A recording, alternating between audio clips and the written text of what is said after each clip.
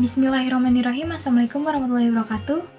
Perkenalkan, nama saya Selvi Merianti dari kelas MA 19C3 dengan nomor NIM 1191059. Saya merupakan salah satu mahasiswa Pelita Bangsa dengan jurusan Ekonomi tahun angkatan 2019. Di sini saya akan mengerjakan tugas tentang bank dan lembaga keuangan dengan dosen pengampu Bapak Ehsan. Saya akan menjelaskan tentang pasar modal.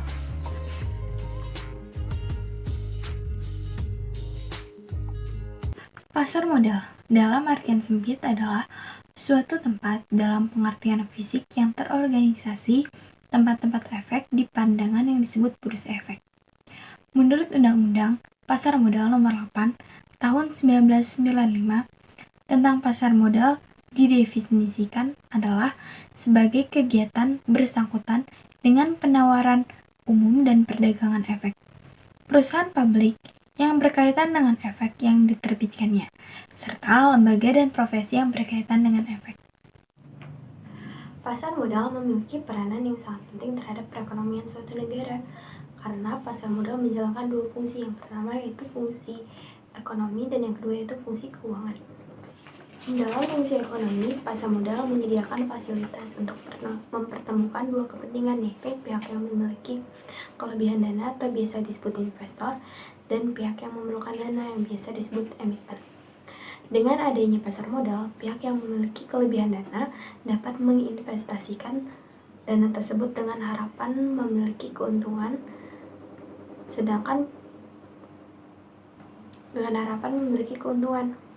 sedangkan fungsi keuangan, pasar modal memberikan kemungkinan dan kesempatan memperoleh keuntungan bagi pemilik dana sesuai dengan kesepakatan berinvestasi yang dipilih.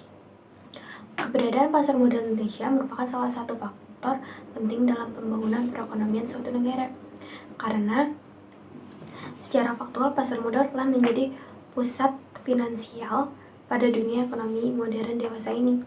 Bahkan perekonomian modern tidak mungkin dapat eksis tanpa adanya pasar modal yang tangguh dan berdaya saing global secara terorganisasi dengan baik. Pasar modal juga memiliki banyak fungsi, seperti yang pertama contohnya sebagai sarana penambah modal bagi usaha, yang kedua sebagai sarana pemerataan pendapatan, yang ketiga sebagai sarana peningkatan kapasitas produksi, yang keempat sebagai sarana penciptaan tenaga kerja, yang kelima sebagai sarana meningkatkan pendapatan negara, dan yang terakhir yang keenam sebagai indikator perekonomian negara. Dan produk-produk investasi yang ditawarkan kepada investor di pasar modal ada banyak sekali, contohnya seperti reksadana, saham preferred, obligasi, warrant, dan right issue. Nah, dari sekian banyak jenis produk-produk tersebut memiliki banyak keuntungan dan memiliki juga resiko yang sangat tinggi. Pasar modal juga memiliki banyak manfaat, contohnya manfaat bagi emiten, yaitu jumlah dana yang dapat dihimpun berjumlah besar. Yang kedua, dana tersebut dapat diterima sekaligus pada saat pasar perdana selesai. Yang ketiga, tidak ada confidence sehingga manajemen dapat lebih bebas dalam pengelolaan dana atau perusahaan. Yang keempat, solvabilitas perusahaan tinggi sehingga memperbaiki citra perusahaan. Dan yang terakhir, kelima, ketergantungan emiten terhadap bank menjadi lebih kecil. Sedangkan manfaat bagi investor yaitu nilai investasi berkembang mengikuti pertumbuhan ekonomi. Yang kedua, memperoleh dividen yang mereka inginkan. Dan yang ketiga, dapat sekaligus melakukan investasi berupa instrumen yang mengurangi resiko. Pasar modal di Indonesia juga memiliki tantangan yang sangat besar, karena kinerja pasar modal sangat tergantung dari kinerja ekonomi nasional, regional, dan internasional. Laju pertumbuhan pasar modal ditentukan oleh berbagai indikator pasar modal seperti laju inflasi, tingkat suku bunga, nilai tukar, dan besaran indikator makro lainnya. Perkembangan ekonomi regional baik di kawasan Amerika, Eropa, dan Asia berpengaruh terhadap ekonomi dunia. Demikian pula krisis surat utang yang melanda negara Uni Eropa seperti Yunani, Portugal, Italia, dan lain-lain dapat berdampak buruk pada berbagai kawasan ekonomi lainnya. Artinya, aktivitas pasar modal di seluruh dunia akan terus mencari peluang portofolio investasi yang mampu memberikan return yang lebih baik. Terkadang lesunya ekonomi di kawasan tertentu menjadi berkat bagi kawasan ekonomi di belahan dunia lain.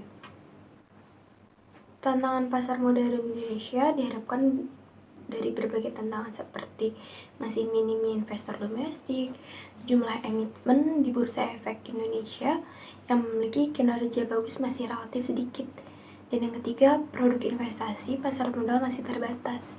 Yang keempat, sistem aturan yang belum sinkron, dan yang kelima, masih banyak jebakan emiten gorengan.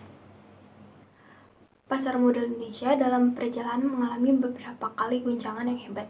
Namun, dengan semakin membaiknya kondisi makroekonomi Indonesia, maka krisis tersebut bisa dilewati. Pasar modal Indonesia juga memiliki peluang yang sangat besar untuk menjadi pasar modal yang kuat dan tangguh. Dengan banyaknya kelas menengah, Indonesia yang potensial untuk berinvestasi di pasar modal. Sayangnya, masih banyak orang yang masih minim terkait pengetahuan di pasar modal, sehingga keterlibatan masyarakat Indonesia untuk berinvestasi di pasar modal masih sangat rendah dibandingkan dengan negara-negara lainnya seperti Malaysia dan Singapura. Sekian penjelasan dari saya tentang pasar modal di Indonesia. Terima kasih. Wassalamualaikum warahmatullahi wabarakatuh.